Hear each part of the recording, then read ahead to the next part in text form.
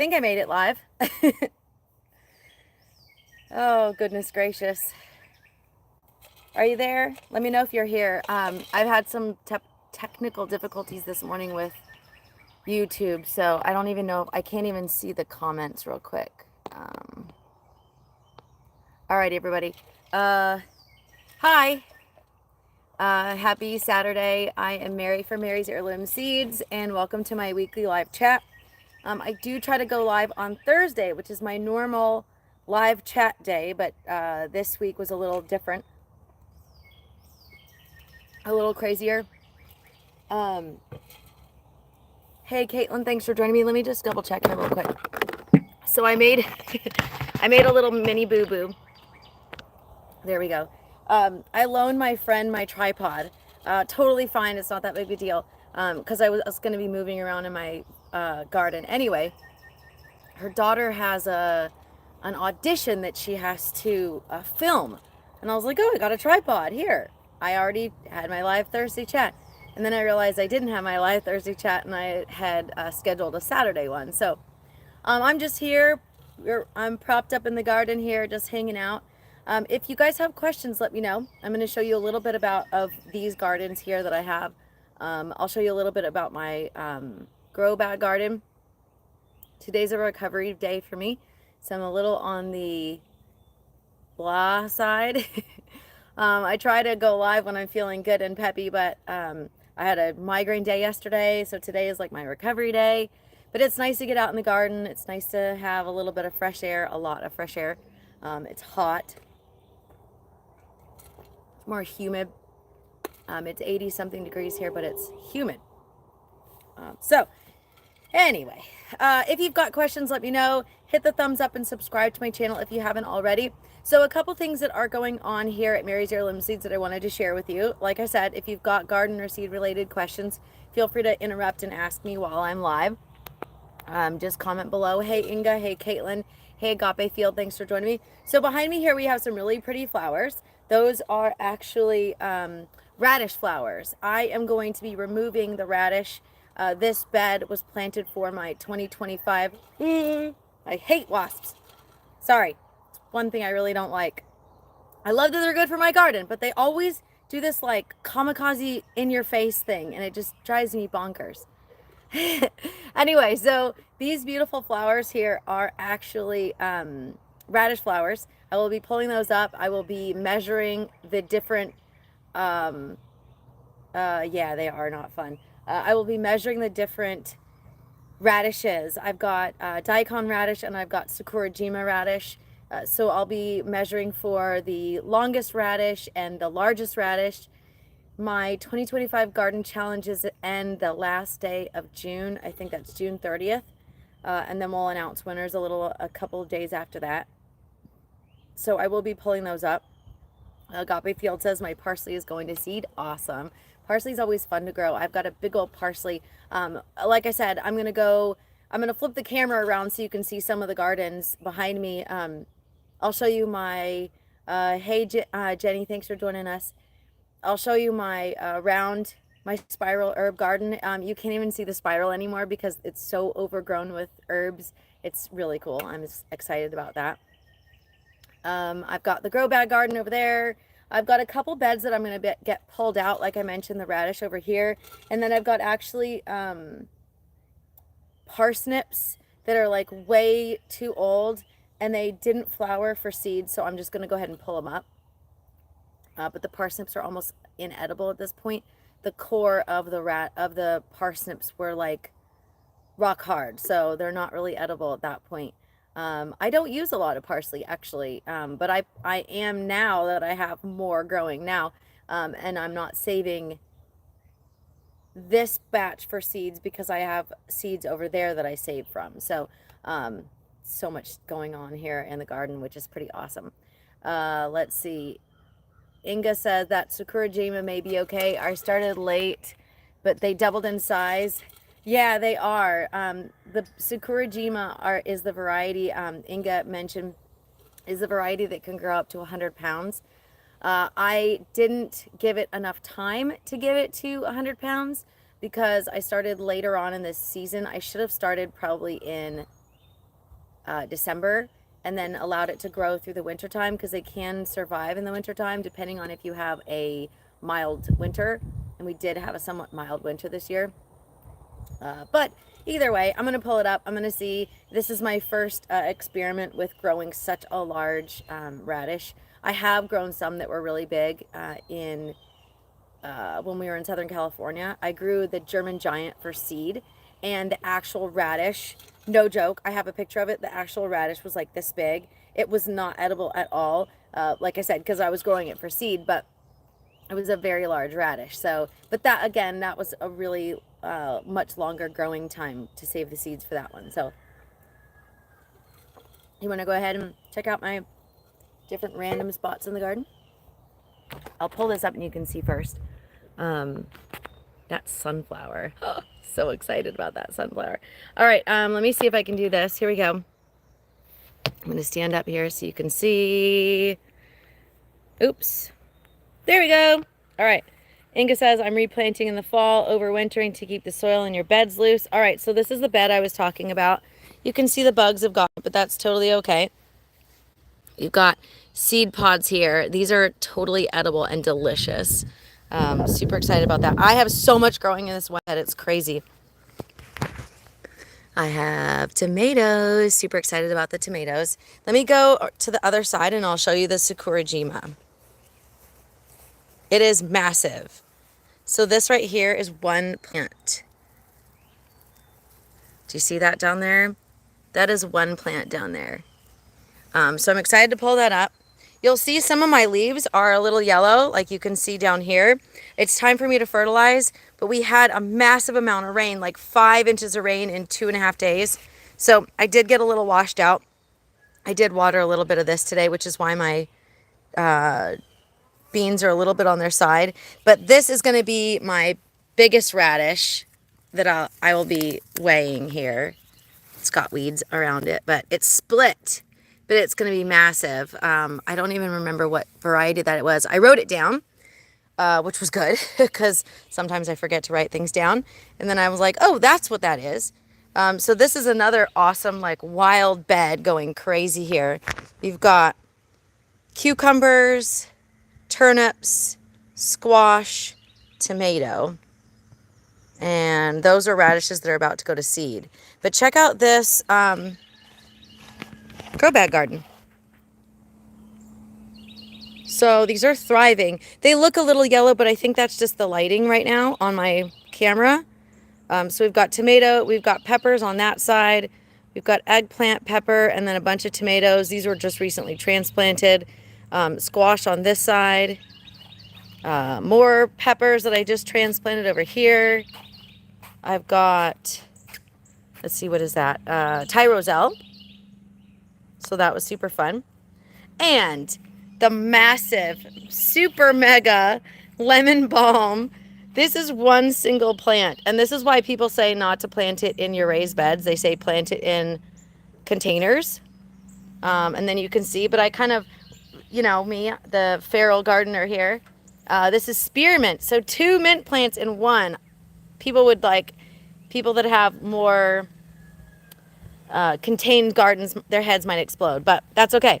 I love it because I dehydrate it and I've got tons and tons to dehydrate, which is awesome.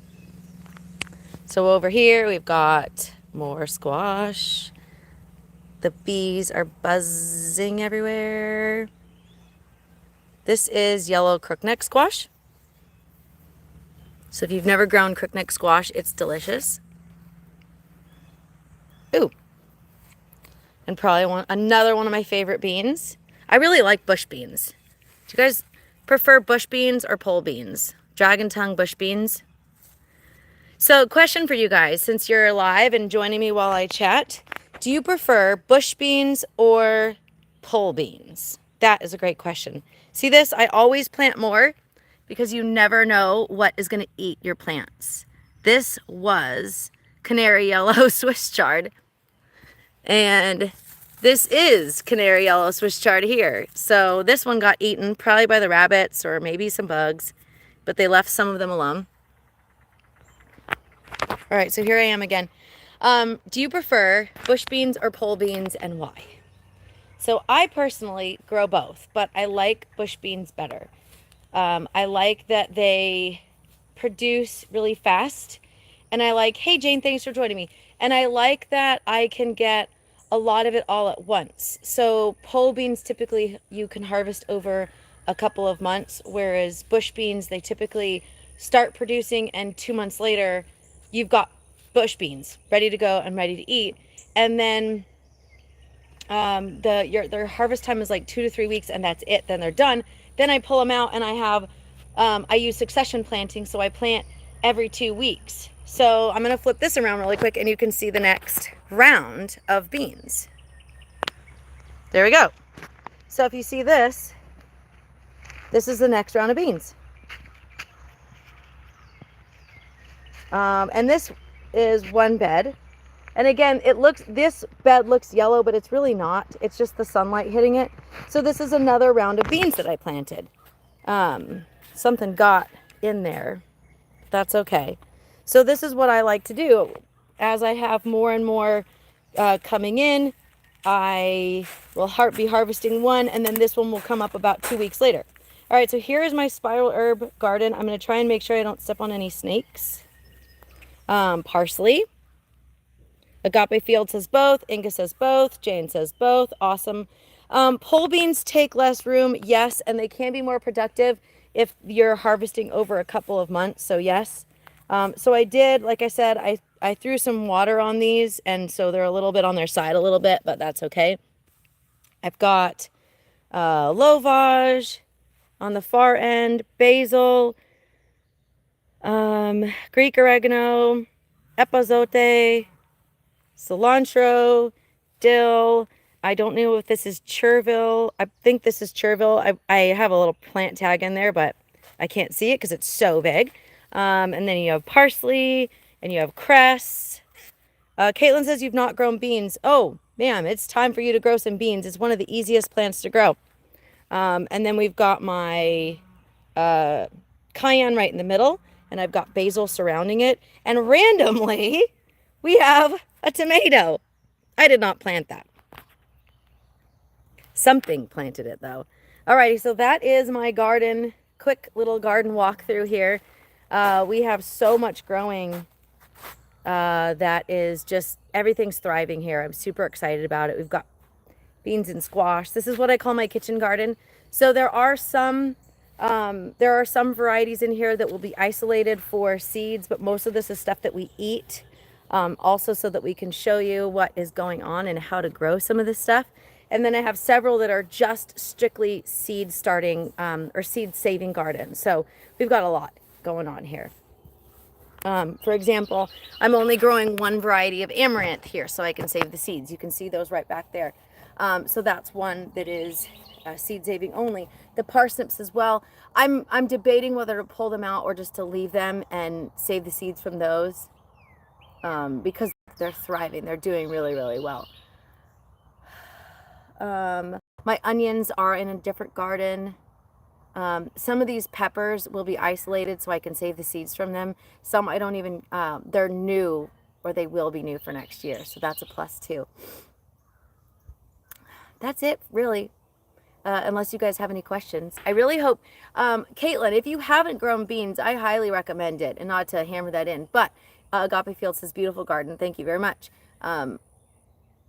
Bush beans from seed are ready to harvest in as low as